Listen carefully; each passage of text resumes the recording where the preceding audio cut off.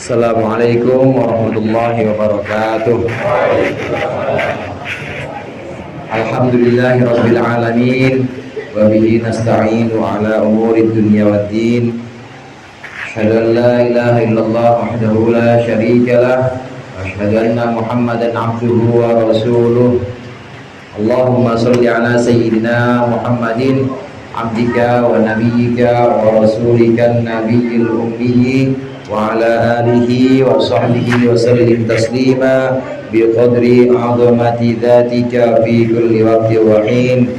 Amma ba'du. Segenap jamaah salat tarawih Masjid Al-Ikhlas yang dimuliakan oleh Allah, wabil khusus orang tua kita Bapak Haji Mulyadi dan segenap pengurus Masjid Al-Ikhlas yang mudah-mudahan Allah panjangkan umurnya, Allah berikan keberkahan dalam setiap usahanya, dan hadirin hadirat yang dimuliakan oleh Allah. Alhamdulillah pada malam hari ini kita dipertemukan kembali dengan Ramadan tahun 1444 Hijriah. Mudah-mudahan apa yang akan kita niatkan dari awal Ramadan ini bisa terlaksana dan dipenuhi dengan ridha Allah. Amin. Dan Allah berikan kemudahan kita melaksanakan seluruh amalan-amalan di bulan Ramadan. Amin. Hadirin jamaah rahimakumullah, dalam berpuasa itu tentu ada yang namanya rukun puasa. Rukun puasa itu tidak seperti rukun ibadah-ibadah yang lain. Hadirin, mungkin kalau kita tahu rukunnya sholat itu lebih dari 13, rukunnya wudhu lebih dari 5, ada 6. Tapi rukun puasa, rukunnya puasa cuma 2, saudara. Yang pertama yaitu niat, dan yang kedua menahan diri dari semua yang membatalkan puasa, yakni makan, minum, dan jima. Tahu jima? Pak? Nggak tahu ya? Ya, jima itu hubungan suami istri. Maka itu saja rukun puasa, cuma 2, yaitu niat dan menjauhkan diri dari semua yang membatalkan puasa. Jamaah rahimakumullah, dalam puasa Ramadan atau puasa-puasa yang dimasukkan dikelompokkan dalam puasa wajib, maka niatnya harus kita laksanakan di malam hari. Nggak boleh kita niat kemudian niatnya setelah subuh, nggak boleh. Ada istilah tabyid namanya. Tabyid itu adalah meletakkan niat, mengucapkan niat di malam hari. Kalau kita puasa sunnah, boleh kita niatnya jam 8:30 pagi, boleh. Asal mulai dari subuh sampai jam 8:30 itu kita belum makan apa-apa, boleh kalau puasa sunnah. Tapi kalau dalam puasa wajib seperti puasa Ramadan, nggak boleh. Niatnya harus ada di malam hari. Puasa wajib ini bukan cuma Ramadan, tapi termasuk di antara puasa wajib itu adalah puasa yang namanya puasa kafaroh. Kafaroh atau puasa menebus dosa. Menebus dosa, menebus satu kesalahan. Seperti orang yang sumpah misalnya. Ada orang sumpah pakai nama Allah, wallahi, demi Allah saya nggak bakal makan tongseng misalnya. Ternyata dia melanggar, maka itu wajib bayar kafaroh. Kafarohnya puasa 3 hari. Nah, puasa kafaroh termasuk puasa wajib. Puasa kafaroh, puasa Ramadan, demikian juga puasa nadar, contohnya ini termasuk puasa yang wajib.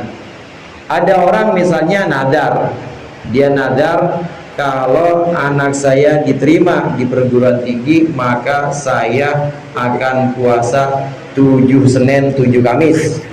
Maka ini nanti niatnya jadi puasa wajib, dan dia harus nginepin niatnya atau harus letakkan niatnya di malam hari.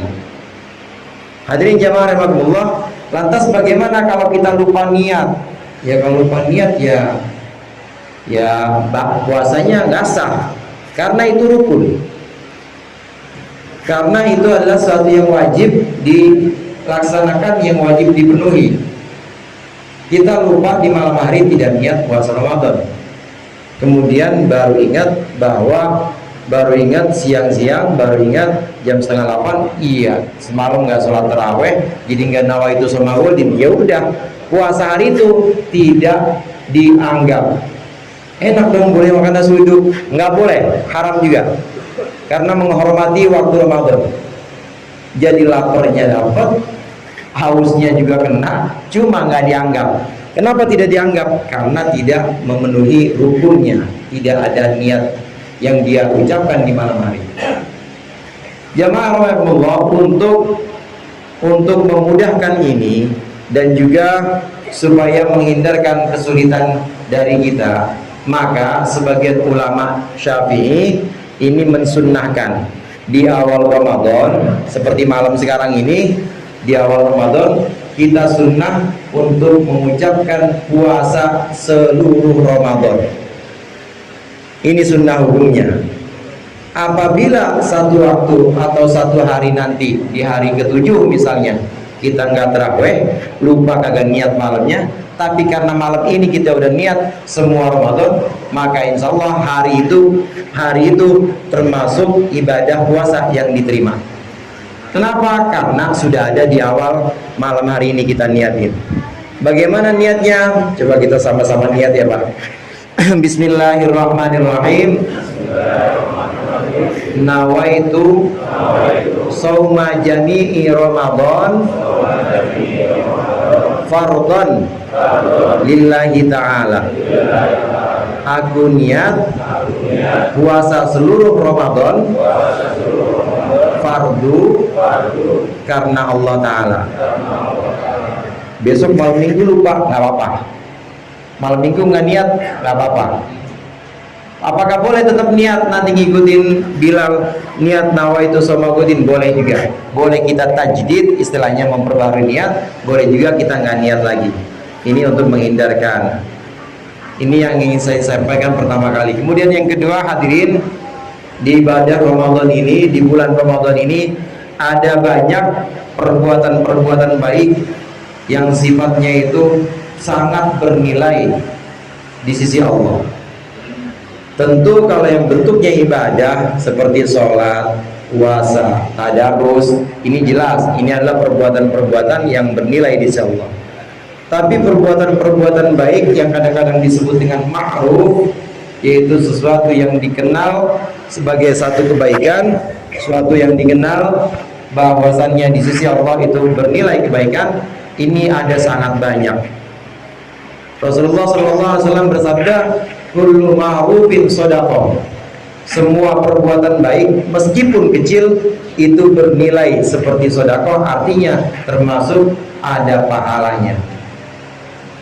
Oleh karenanya ada dalam satu hadis Rasulullah menceritakan seorang pelacur ini masuk surga cuma karena dia memberikan minuman anjing yang kehausan. Ada itu hadisnya. Itu perbuatan ma'ruf, perbuatan yang sifatnya itu kecil, kalau dibilang ibadah juga bukan ibadah, tapi dia lakukan itu karena Allah, maka itu bernilai di sisi Allah sangat besar. Perbuatan ma'ruf ini sangat banyak, di luar ibadah ini sangat banyak. Ngasih minum, tadi ngasih minum anjing misalnya, gimana ngasih minum Pak Haji, gimana ngasih minum Ustadz, boleh nggak? Kagak boleh kalau besok siang-siang, batal. Kemudian seperti misalnya nyapuin masjid misalnya, atau bahkan nyapuin pelataran rumah kita sendiri yang sifatnya ini sangat ringan, ini perbuatan ma'ruf yang sangat berat nilainya di sisi Allah, sangat besar. Hanya saja hadirin, dalam melaksanakan hal-hal yang ma'ruf ini harus kita lakukan. Pertama, kalau kita melakukan kebaikan, pertama sembunyikan kebaikan itu, jangan disiarkan atau jangan diviralkan. Ya, timbang nyapuin masjid aja difoto, nyapuin masjid bro, itu namanya riak yang begitu. Kalau yang udah begitu udah nggak ada nilainya. Yang pertama jangan disiarkan atau sembunyikan perbuatan ma'ruf itu. Kemudian yang kedua, perbuatan ma'ruf yang kedua itu kecilkan atau anggap kecil apa yang sudah kita perbuat, sehingga kita tidak pernah merasa bahwa itu sesuatu yang besar. Dan juga anggap kecil, anggap sedikit, sehingga kita tidak merasa bahwa itu kita sudah melakukan sesuatu yang banyak. Baru nyuciin motornya Ustadz misalnya, motornya Ustadz nyuciin motornya guru misalnya, dia nyuciin motornya guru, ini udah ngerasa wah saya mau udah berbuat apa aja buat guru. Nggak boleh yang begitu. Kalau merasa sudah berbuat banyak, merasa sudah berbuat besar, maka dia timbulnya nanti akan ada kebanggaan yang nanti ada di syarat yang ketiga, yaitu ujub. Yang ketiga, kalau kita melakukan perbuatan baik yang sifatnya ini hal-hal yang kecil, yang ketiga jangan kita ujub, jangan kita bangga, dan juga jangan kita hitung-hitung. Udah berapa kali gue nyeberangin ini ya, nenek-nenek misalnya berapa kali ya gue masukin kotak amal, sedikit 2000 dihitung-hitung aja, diungkit-ungkit, kemudian selain diungkit-ungkit dibanggakan menjadikan suatu ujub, maka ini suatu perbuatan ma'ruf yang tidak bernilai nanti di sisi Allah. Yang keempat terakhir, kalau kita ingin perbuatan kecil kita yang sifatnya baik, ma'ruf itu bernilai di sisi Allah, maka yang keempat, mulailah dari hal-hal yang kecil. Anggap perbuatan-perbuatan baik yang akan kita lakukan ini meskipun kecil, anggap itu sesuatu yang sangat berharga. Beresin sendal misalnya, beresin sendal, ini contoh-contoh remeh. Kita daripada nganggur, itu sendal kita madep-madepin ke sono.